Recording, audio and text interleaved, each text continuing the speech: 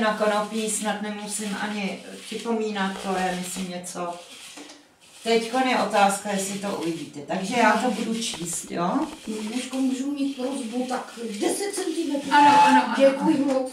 Takže konopí je dvojdomá rostlina, pravděpodobně původem z Asie, ale nové poznatky ukazují na naše území. To je zajímavost, jo? Pravděpodobně se jedná tady o nejstarší nález hospodářského využití ve světě, protože ty čínský archeologické nálezy prvního hospodářského využití sáhají asi do 12. století před naším letopočtem. Jo? Takže tady se našlo jako užívání konopí již v prehistorii. Otisk provázku 26 000 let starý je ve stejné vrstvě jako věstonická Venuše. Jo?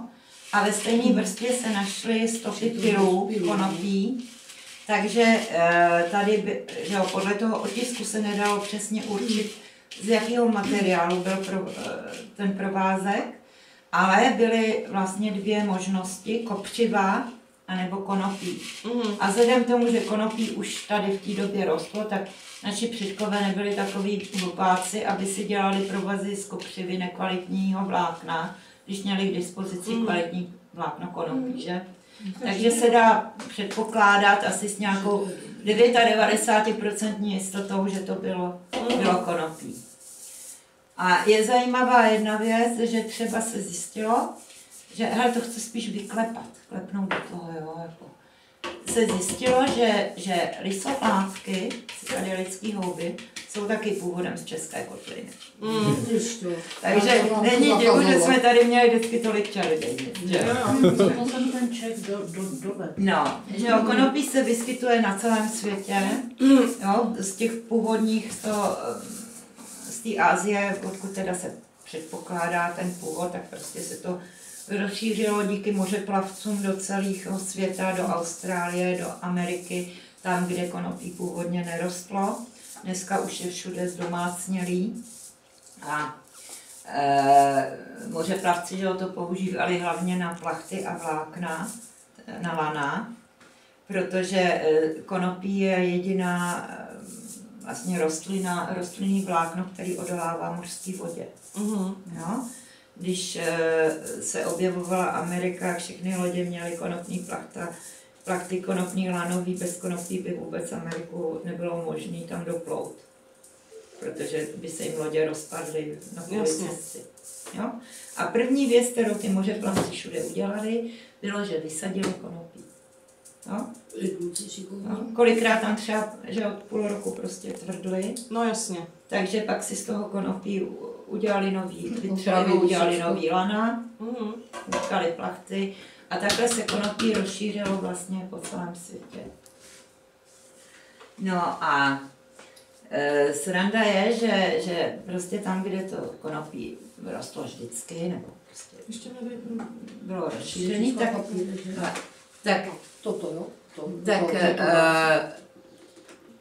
to vypadá, že konopí bylo úplně první hospodářskou plodinou, jakou kdy lidstvo pěstovalo.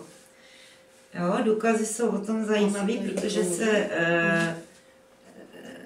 našlo u kmenů pygmejů v Africe, který vlastně ještě žijou jako prvobytně pospolné společnosti bez kontaktu s bílýma.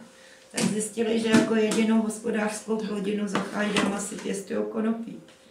A říkali jim, že to mají proto, že ho kouřej. To je to, co se má taky drtit, jo? A když chodí na lov, protože jednak zlepšuje noční vidění, no, to je jeden z účinků konopí, a za druhý, že po něm nejsou tak unavený a vydrží na tom lovu díl. Jo? A zajímavé je, že třeba přístavní dělníci v New Orleans, který vlastně v Americe začali s marihuánou, jo, tak ty to právě užívali, aby prostě měli sílu, jo, protože měli hrozně těžkou práci, dlouhé hodiny, tak díky konopí prostě vydrželi to pracovní zatížení. Jo.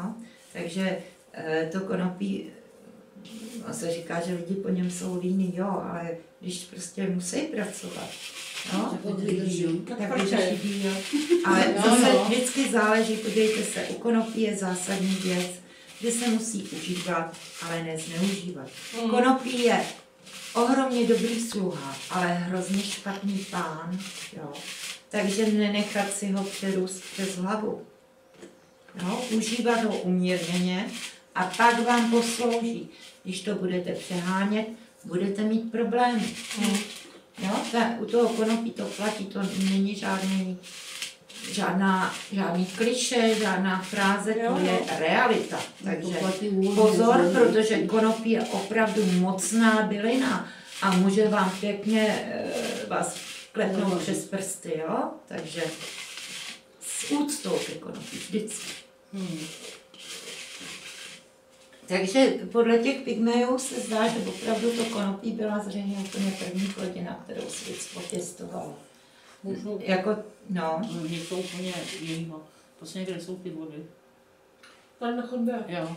No, já jsem říkala, je to tady po staletí a najednou se ho dělají zemník.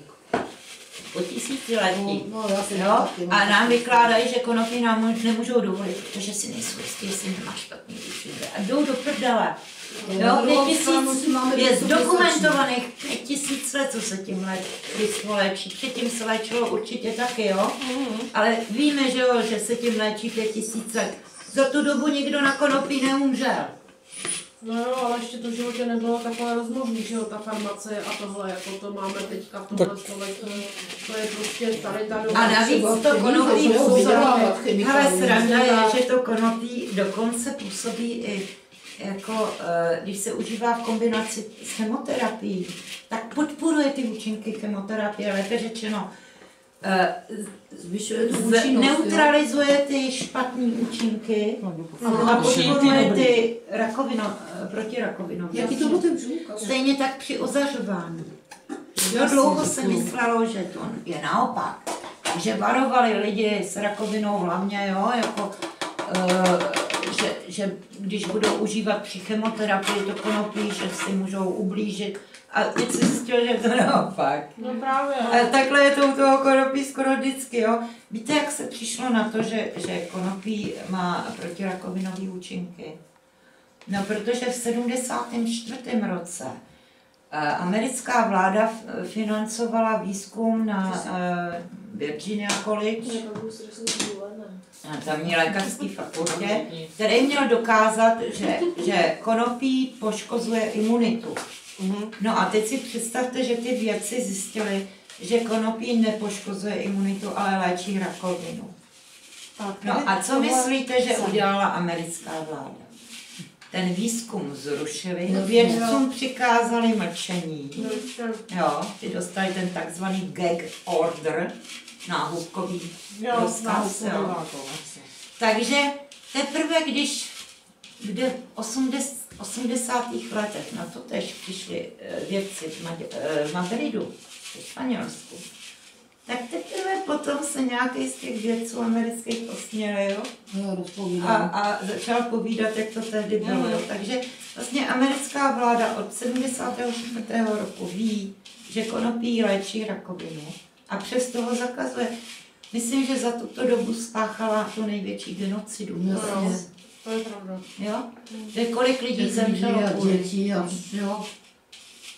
Hnus. To je horší než válečný stav, no. Přesně, no. Něco o těch izraelských výzkumech, No, vím hodně, protože mám o tom zprávy od profesora Hanuše, se kterým se kamarádím. A mám mezi svými přáteli na Facebooku lidi, kteří s ním pracují v tom týmu, u Mešulama, to se to vidíte, a taky u těch pěstitelů Tikkun Olam, to je taková ta největší pěstitelská organizace, tak prostě, jo, ty lidi, kteří jsou v tom, tak s nimi jsem v kontaktu, jo, takže od nich vím spoustu věcí a prostě mají tam teď asi 14 000 pacientů už, jo, a ty pacienti dostanou tolik konopí, kolik potřebujou, jo, tam prostě se to neomezuje a jenom za to platí měsíční paušál, který je menší než 10% životního minima. jo, jako kdybyste tady platila, já nevím, Přes 200, 300, to je jedno. 300, jo. Jo.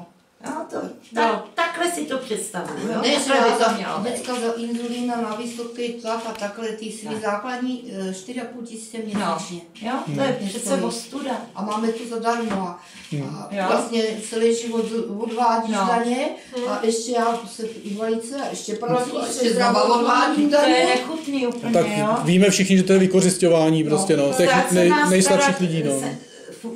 Smysl existence státu je v tom, že se postará o ty, kteří se nemůžou starat po sebe. Jinak nevím, na co živíme ty Přesně, jo, protože ty, kteří jsou zdraví, v pořádku, ty se dokážou postarat o sebe sami. Ale co ty, kteří jsou nemocní, invalidní, Jasně. děti, Postižení. To má postižení, lidi solidarita, s ne, postižením, že- Kriste Pane, o ty se má právě starat stát na to, jak to děláte náš stát. Ale ve vyslovené